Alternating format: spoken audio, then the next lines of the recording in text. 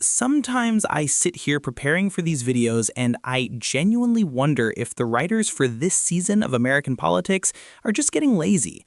Because if I pitched this script to a Hollywood studio, if I said, hey, let's have the guy who ran on draining the swamp appoint an FBI director who immediately uses a counter-terrorism jet to fly his girlfriend to a college wrestling match, they would laugh me out of the room. They would tell me it's too on the nose. They would say it's too cartoonishly corrupt. A villain in a B-movie wouldn't even be this obvious. And yet, here we are.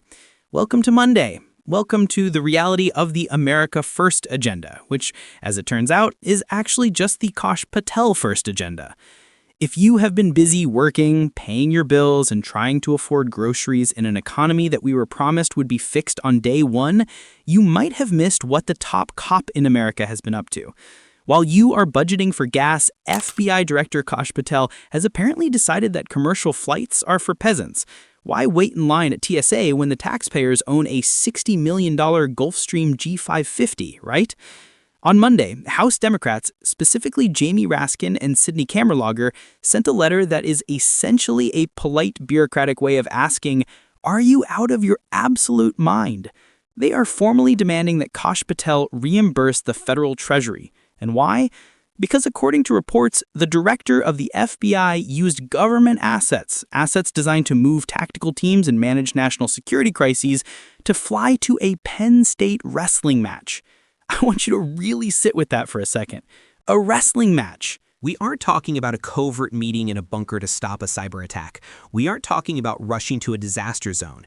We are talking about date night. We are talking about treating the Federal Bureau of Investigation like a concierge service. And it gets richer.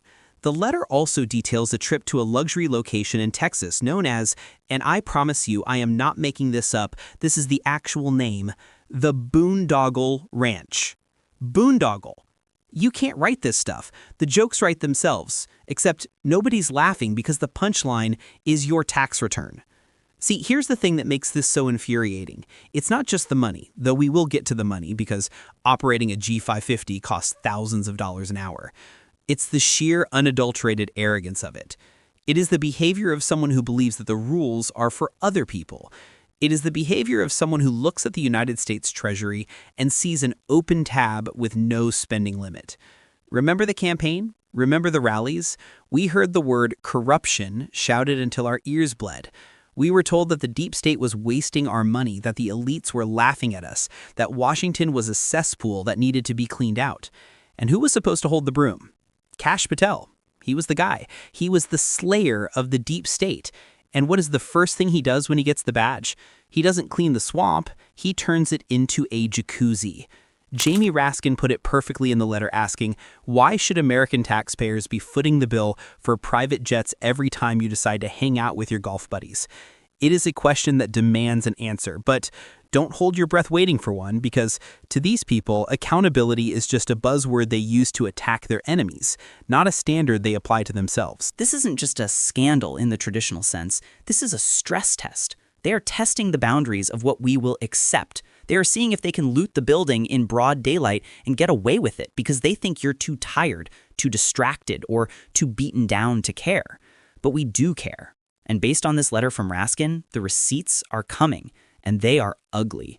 So let's dig into exactly how deep this goes, because if you think a wrestling match is the worst of it, you haven't seen anything yet. Let's get into the weeds, shall we? Because the devil isn't just in the details here, the devil is in the flight logs. And when you actually peel back the layers of what Raskin and Kamlager-Dove are alleging, the picture goes from embarrassing to administratively criminal very, very quickly. To understand the magnitude of this grift, you first have to understand the asset itself. We keep saying private jet, but that phrase doesn't do it justice. The FBI's Gulfstream G550 isn't a Cessna you charter for a bachelor party in Vegas. This is a $60 million long-range, high-altitude airborne command center. It is designed for sensitive, mission-critical operations. It is equipped with secure communication suits that allow the director to speak with the president or the National Security Council from 45,000 feet. It is a tool of the state, maintained by highly specialized crews meant to ensure that in the event of a catastrophic attack on the homeland, the leadership of the FBI is mobile and operational. Using this specific aircraft to go watch college wrestling is like taking a fully armed Abrams tank to pick up your dry cleaning. It is a gross disproportion of assets. It is using a sledgehammer to crack a walnut, except the sledgehammer costs the taxpayers roughly $5,000 to $8,000 per hour to operate. And let's look at the timeline mentioned in the letter. We aren't talking about a detour. We are talking about dedicated trips. The allegations center on the fact that these flights were not ancillary to official business. If you are the FBI director and you have a conference in Philadelphia and you happen to catch a wrestling match in the evening, fine, that's optics, but it's not necessarily theft. But that is not what is being alleged here. The allegation is that the purpose of the travel was personal, that the jet was deployed for the date. And then there is the Boondoggle Ranch. I still cannot get over the name. It sounds like a location in a satirical novel about government waste, but it is a real place. The Boondoggle Ranch in Texas is a luxury retreat. Now ask yourself, what official FBI counter-terrorism business is conducted at a private luxury ranch? Was there a summit of international intelligence chiefs held at the barbecue pit? Was there a classified briefing in the sauna? Or was Kash Patel simply doing what he has done his entire career, networking with donors, influencers, and political allies, only this time he billed the travel to you? Now, here is where the top cop defense usually comes in. I can already hear the spin machine revving up. They're going to tell you, he's the FBI director, he has security threats, he has to fly private for his own safety. Stop. Do not buy that for a second. Yes, the FBI director is a high-value target. Yes, security is required, but there are protocols for this. There are rules. Specifically, there is something called OMB Circular A126. I know, it sounds boring, it's not sexy, it doesn't fit on a bumper sticker, but OMB Circular A126 is the kryptonite to this entire grift. It is the federal regulation that governs the use of government aircraft. The rule is crystal clear. If you use a government asset for political or personal travel, you are required by law to reimburse the Treasury for the full commercial cost of that flight. If you take the jet to a wrestling match, you have to cut a check. So the question Raskin is asking is simple. Where is the check? Did Kash Patel reimburse the government? Did he pay the equivalent of a first-class ticket for himself and his +1? Or did he treat the flight as a perk of the office? Because if he didn't pay, he violated federal regulations. And if he did pay, why are we using a $60 million national security asset as a taxi service? Even if you reimburse the cost of a commercial seat, you aren't reimbursing the wear and tear on the airframe, the crew time, the maintenance cycles, or the opportunity cost of having that jet unavailable for actual FBI business. And let's go a layer deeper into the forensic reality of this. We need to talk about the +1, the girlfriend. Bringing a civilian on a secure government aircraft is a logistical nightmare. It requires vetting. It requires clearances. You don't just hop on the G550 like it's a Southwest flight. Every person on that manifest has to be accounted for. Who authorized the girlfriend's presence on the jet? Did the general counsel of the FBI sign off on this? Did the ethics office give this a green light?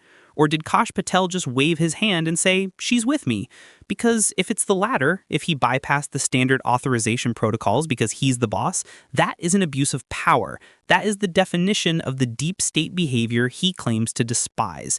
It is the creation of a two-tiered system where the director's friends and family get to bypass the rules that apply to everyone else. And look at the sheer pettiness of the target. A wrestling match? This is the Penn State wrestling team we're talking about. Look, I'm sure they're great athletes, but is their match a matter of national security? Is the outcome of that match vital to the intelligence community? No, it was a leisure trip. It was a fun weekend. While we're parsing the flight logs, let's look at the financial context. We're constantly told by this administration and their allies in Congress that the federal budget is bloated. They want to cut SNAP benefits. They want to cut heating assistance for the elderly. They want to slash the Department of Education. They scream about fiscal responsibility every time a poor person needs help buying baby formula. But when Kash Patel wants to impress a date, suddenly the checkbook is wide open. Suddenly the deficit doesn't matter. Suddenly, the operating cost of a Gulfstream G550 is just the cost of doing business. This is why Jamie Raskin is so dangerous to people like Patel. Raskin doesn't just throw insults, he throws statutes. When Raskin writes a letter, he isn't just venting, he is establishing a paper trail of non-compliance.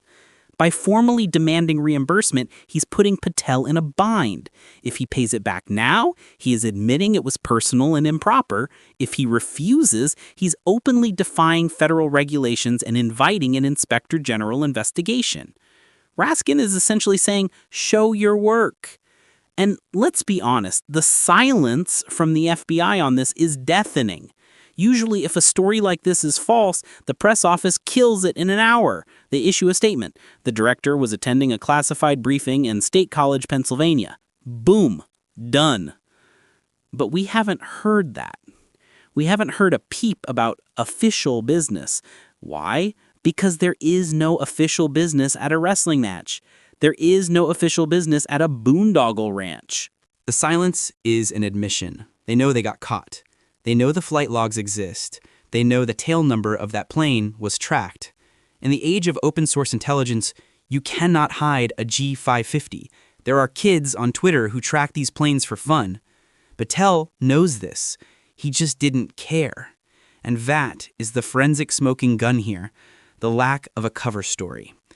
Usually these guys are smart enough to schedule a meeting nearby to justify the trip.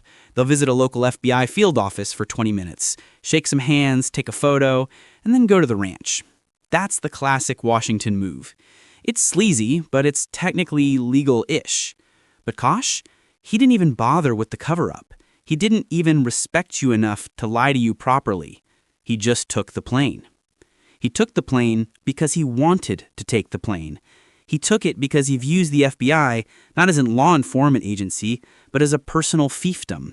And this specific instance, this wrestling match, this ranch, it exposes the structural rot of the entire appointment.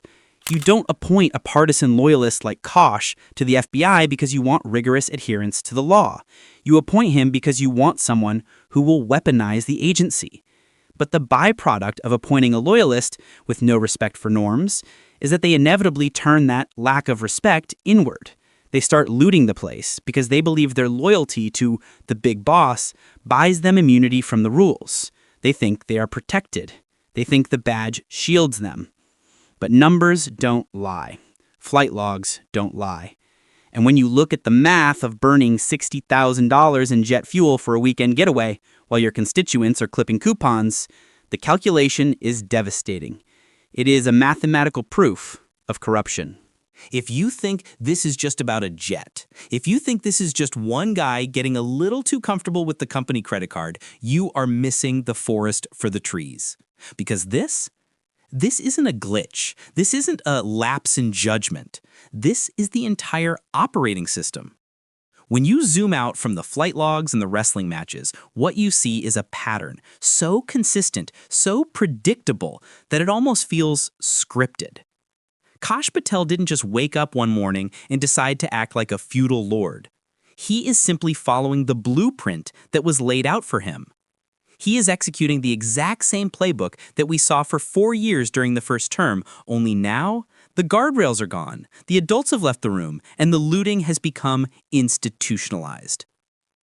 We have to talk about who Kash Patel actually is, because the media often introduces him as FBI Director Patel, which grants him a veneer of unearned legitimacy. It implies he is a lawman. It implies he came up through the ranks chasing bad guys and serving warrants. But that is not Kash Patel. Kash Patel is a creature of the swamp he claims to hate. He is a political operative who rose to power not by solving crimes, but by serving the whims of Donald Trump. Remember, this is the guy who made his name as a staffer for Devin Nunes, writing the infamous memos designed to derail the Russia investigation. He was the architect of the counter-narrative. He wasn't interested in the truth, he was interested in the spin. And how did he leverage that fame? Did he retreat into quiet public service? No. He started a merchandise line. He wrote children's books, The Plot Against the King, indoctrinating kids into MAGA grievance politics. He started a foundation. He went on the speaking circuit. He is the first FBI director in history who is arguably better known for his podcast appearances and his branded t-shirts than for any actual law enforcement achievement. So, when a man who views public service as a branding opportunity gets the keys to a $60 million jet, why are we surprised that he uses it to build his brand? He is doing exactly what he has always done, monetizing his proximity to power. But he isn't alone. This is the defining characteristic of the modern MAGA movement. It is a movement that screams about globalist elites while its leaders exhibit the most elitist, out-of-touch behavior imaginable. Let's take a walk down memory lane, shall we? Because we have seen this movie before. Remember Scott Pruitt, the EPA administrator? The guy who was supposed to be cutting regulations to save the taxpayer money? He spent $43,000 on a soundproof phone booth in his office because he was paranoid about his own staff. He demanded 24/7 security protection that cost millions, sending agents to pick up his dry cleaning and hunt for his favorite moisturizing lotion. He tried to use his official position to get his wife a Chick-fil-A franchise. Remember Ryan Zinke, the Interior Secretary? The guy who insisted on having a special flag raised over the Department of Interior building whenever he was inside, like he was the Queen of England at Buckingham Palace? He spent tens of thousands on office renovations, including special doors, while threatening to lay off park rangers. Remember Steven Mnuchin, the Treasury Secretary, who requested a government jet to fly him and his wife to their honeymoon in Europe? When he was caught, his response was basically, "How dare you question me? Do you see the pattern?" This isn't an accident. This is the grift governance. It is the inevitable result of appointing people who fundamentally despise the government to run the government. They don't view these agencies as sacred trusts. They don't view them as institutions that belong to the people. They view them as conquered territory. To Kash Patel, the FBI isn't a law enforcement agency, it's a spoil of war. He captured the castle, and now he gets to drink the wine and sleep in the big bed. The G550 isn't a tool for counter-terrorism, it's a perk of the conquest. It's his chariot. And this mindset trickles down. When the guy at the top is treating the Treasury like an ATM, it sends a signal to everyone else in the administration.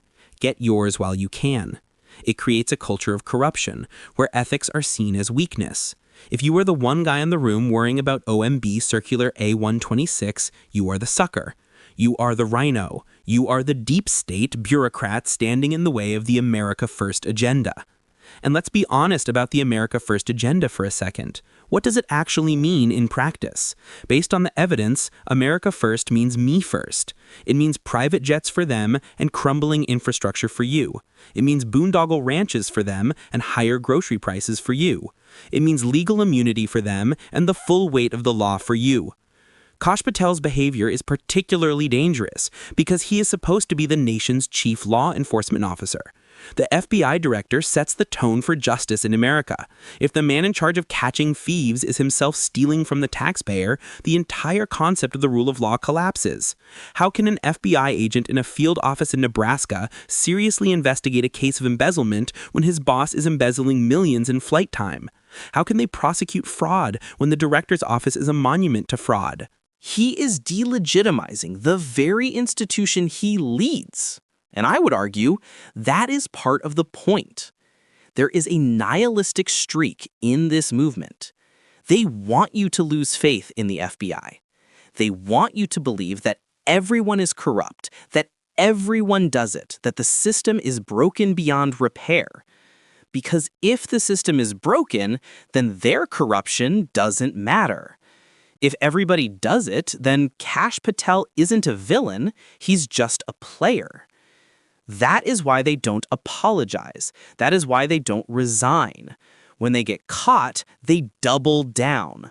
They attack the accuser. They call Jamie Raskin a radical leftist. They claim the flight logs are fake news. They turn their corruption into a badge of honor. They tell their base, look how much the swamp hates me. I must be doing something right. And the tragedy is, for a certain segment of the population, it works. They have successfully weaponized their own corruption. They have convinced millions of people that looting the Treasury is actually a form of fighting the system. But let's look at the timing here. This is happening while they are aggressively purging the civil service. They are firing career experts, scientists, analysts, logistics managers, people who have served under Republicans and Democrats for decades. They call these people the deep state.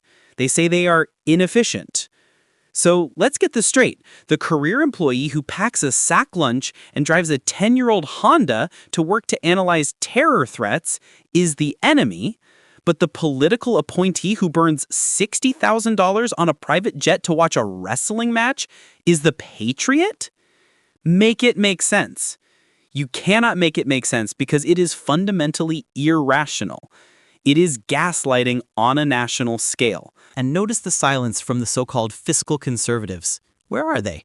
Where are the deficit hawks? Where are the members of Congress who threatened to shut down the government over funding for PBS or Planned Parenthood? They are strangely quiet about the G550. They are suddenly mute about the Boondoggle Ranch. Their silence makes them accomplices. It proves that their fiscal responsibility was never about money. It was about power.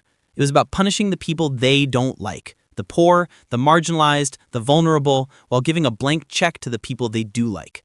Kash Patel is not an anomaly. He is the mascot. He is the perfect avatar for an administration that views public service as a private revenue stream. He represents the final stage of the rod. We have moved past conflict of interest. We have moved past unethical. We are now squarely in the territory of looting the joint before the cops show up. And the most terrifying part? They are just getting started. This is the first year. They are still testing the waters. If Kash Patel gets away with this, if he pays no price, if he keeps his job, if the Republican majority in the House blocks any investigation, then the message is sent. The message is, take everything.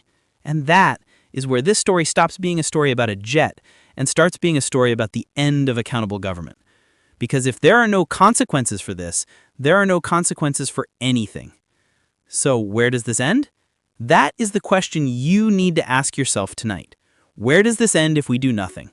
Because right now we are standing at a very specific, very dangerous crossroads. If Kash Patel is allowed to shrug this off, if he can treat the FBI's counter-terrorism fleet like his personal Uber and faces zero consequences, then we have officially crossed the Rubicon from a flawed democracy into a functioning kleptocracy. And notice the silence from the so-called fiscal conservatives. Where are they? Where are the deficit hawks? Where are the members of Congress who threatened to shut down the government over funding for PBS or Planned Parenthood? They are strangely quiet about the G550. They are suddenly mute about the Boondoggle Ranch. Their silence makes them accomplices. It proves that their fiscal responsibility was never about money. It was about power. It was about punishing the people they don't like, the poor, the marginalized, the vulnerable, while giving a blank check to the people they do like. Kash Patel is not an anomaly. He is the mascot. He is the perfect avatar for an administration that views public service as a private revenue stream. He represents the final stage of the rot. We have moved past conflict of interest. We have moved past unethical. We are now squarely in the territory of looting the joint before the cops show up. And the most terrifying part, they are just getting started. This is the first year. They are still testing the waters. If Kash Patel gets away with this, if he pays no price, if he keeps his job, if the Republican majority in the House blocks any investigation, then the message is sent. The message is, take everything. And that is where this stops being a story about a jet and starts being a story about the end of accountable government. Because if there are no consequences for this, there are no consequences for anything. So where does this end? That is the question you need to ask yourself tonight. Where does this end if we do nothing? Because right now we are standing at a very specific, very dangerous crossroads. If Kash Patel is allowed to shrug this off, if he can treat the FBI's counter-terrorism fleet like his personal Uber and face zero consequences, then we have officially crossed the Rubicon from a flawed democracy into a functioning kleptocracy. We are watching the normalization of theft, and make no mistake, that is what this is. When the people in power believe that the state exists to serve them rather than the other way around, the social contract is broken. If the director of the FBI can loot the Treasury for a date night, why shouldn't the Secretary of Defense use the military budget to renovate his kitchen? Why shouldn't the Secretary of Education use grant money to buy a vacation home? Once you establish the precedent that the America First loyalists are above the law, you open the floodgates. You turn the federal government into a slush fund for the party faithful. We become a country where the only way to get ahead, the only way to be safe, the only way to get justice is to be a friend of Kash. This is how institutions die.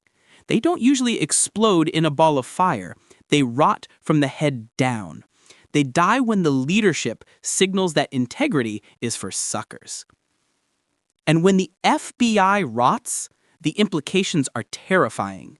We are talking about the agency with the power to wiretap your phone, to kick down your door, to freeze your assets. Do you really want that agency run by a man who thinks the rules don't apply to him? Do you trust a man with your civil liberties when you can't even trust him with a gas card? Jamie Raskin and Sydney Kamlager-Dove are doing the work. They are fighting the good fight, but they cannot do it alone. A letter is just a piece of paper unless there is public pressure behind it. The media needs to wake up. They need to stop treating this like political gossip and start treating it like the felony embezzlement it appears to be. We need to see the flight logs on the nightly news every single night until that money is paid back. We cannot afford to be numb. I know it's exhausting. I know the scandals come so fast that they blur together, but that is their strategy. They want to flood the zone with so much corruption that you just shrug and change the channel. They are counting on your fatigue. They are betting that you are too tired to care about a $60 million jet. Do not give them that satisfaction. Because if we accept this, if we look at the Boondoggle Ranch and say, well, that's just politics, then we deserve what comes next. We are essentially signing off on the looting of our own future. This isn't just about Kash Patel. It's about whether we still believe in a government of laws, not of men. It's about whether we are citizens or whether we are just subjects paying rent to a ruling class that laughs at us from 45,000 feet. Stay angry, stay loud, and demand the receipts. Because it's your money, it's your country, and they are stealing it right in front of your eyes. I'm Ethan Cole. Let's make sure they hear us.